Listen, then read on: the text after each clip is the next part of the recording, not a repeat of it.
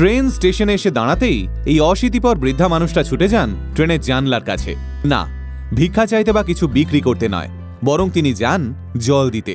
আগে হ্যাঁ, বিগত ৩০ বছরেরও বেশি সময় ধরে নিঃস্বার্থভাবে ট্রেনের সমস্ত যাত্রীদের বিনামূল্যে জল খাওয়ান আমাদের দেশের এই জল দাদি, যাকে এই মহান কাজের জন্য শুভেচ্ছা জানিয়েছেন খোদ আমাদের দেশের প্রধানমন্ত্রী। মধ্যপ্রদেশের সরলা ত্রিপাঠী, বয়স ৯০ পেরিয়েছে।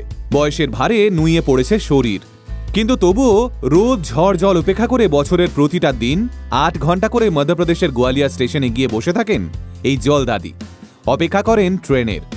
আমরা এমন একটা সময় দাঁড়িয়ে আছি যে সময় দাঁড়িয়ে চারদিকে চোখ রাখলেই দিবারাত্র দেখতে পাওয়া যায় মানুষের নৃশংসতার জলজ্যান্ত উদাহরণ। কিন্তু আজকের ভিডিওতে সরলা দেবীর এই গল্পটা শুনলে আপনারও মন ভালো হয়ে যাবে। মনে হবে এমনও মানুষ আছেন এই পৃথিবীতে। আছেন, আর আছেন বলেই আজও সবটা বিকিয়ে যায়নি। কিন্তু কেন একজন ৯০ মানুষ বিশ্রাম না নিয়ে রোজ জল দিতে ছুটে আসেন গোয়ালিয়া স্টেশনে? আসুন আজকের ভিডিওতে সেটাই বলি আপনাদের। লক্ষ্য করে দেখবেন, আজকাল খুব অল্প বয়সী মানুষকে বিভিন্ন শারীরিক অসুস্থতায় ঘিরে ধরে, কিন্তু ব্যতিক্রম বোধ হয় এই ৯০ মানুষটা, যাঁর এত বয়সে এসেও শরীরে কোনো ক্লান্তি নেই, যিনি মনে করেন বিশ্রাম নেওয়ার থেকেও গুরুত্বপূর্ণ মানুষ হয়ে মানুষের সেবা করা।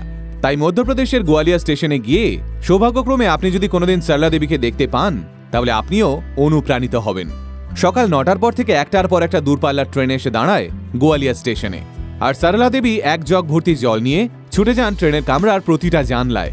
এই বয়স্ক মানুষটা ট্রেনের জানলায় গিয়ে জিজ্ঞেস করেন জল লাগবে। যাত্রীরাও সরলা দেবীকে দেখে হাসি মুখে বোতল বাড়িয়ে দেন, আর যাত্রীদের মুখে হাসি দেখে সরলা দেবীর মুখের হাসিও আরও চওড়া হয়ে ফুটে ওঠে। এই বয়সে এসে একটা মানুষের কঠোর পরিশ্রমী সেবা দেখে যাত্রীরাও আসলে অবাক হয়ে যান। তাই ট্রেনের নিত্যযাত্রীরা এখন সরলা দেবীকে ভালোবেসে জল দাদি বলে ডাকেন। শোনা যায় ১৯৯৩ সালে সরলা দেবী তার পরিবারকে নিয়ে ট্রেনে করে ফিরছিলেন। সেই সময় গরমকাল, ট্রেনে তখন এত জল পাওয়া যেত না, আবার দূরপাল্লার ট্রেনে সব স্টেশনে পর্যাপ্ত জলের ব্যবস্থাও থাকতো না, ফলে ট্রেনের যাত্রীদের পানীয় জল নিয়ে খুবই সমস্যা হতো। সেই সময় সরলা দেবীর মনে হয়েছিল তিনি যদি স্টেশনে এসে জলের ব্যবস্থা করেন, তাহলে ট্রেনে এসে দাঁড়ালেই যাত্রীদের বোতলে জল ভরে দিতে পারবেন। এরপর যেমন ভাবা তেমন কাজ। সেই দিন জল দেওয়ার জন্য যে জগ হাতে তুলে নিয়েছিলেন, আজও তিনি স্বেচ্ছায় নিজের সেই দায়িত্ব নিঃশব্দে পালন করে চলেছেন। একদিনও তার এই রুটিনের অন্যথা হয়নি। প্রখর গরমের দিনে যাত্রীদের জল খাইয়ে অদ্ভুত এক শান্তি পান সরলা দেবী। তবে আজ আর সরলা দেবী একা নন, তার সঙ্গে আসেন তার পরিবারের মানুষেরা। মধ্যপ্রদেশের এক সম্ভ্রান্ত পরিবারের এই বৃদ্ধা রোজ তার পরিবার পরিচিত মিলিয়ে প্রায় ৭০ জন মানুষকে সঙ্গে নিয়ে আসেন গোয়ালিয়া স্টেশনে। আজ সরলা দেবী দেখা দেখি গোয়ালিয়া স্টেশনে ট্রেন এসে থামতেই ছোট বড় সকলেই জলের জগ হাতে এগিয়ে যান যাত্রীদের দিকে। কাউকে জোরাজোরি করেন না তারা। যারা স্বেচ্ছায় জল খেতে চান তাদের ভালোবেসে জল খাওয়ান সরলা দেবী এবং তার পরিচিতরা। শুনলে অবাক হবেন, এর জন্য আজ অবধি কারোর থেকে একটা টাকাও নেননি সরলা দেবী এবং তার পরিবারের সদস্যরা। সরলা দেবী মনে করেন জল দানের মতো ভালো কাজ এই পৃথিবীতে আর দুটো নেই।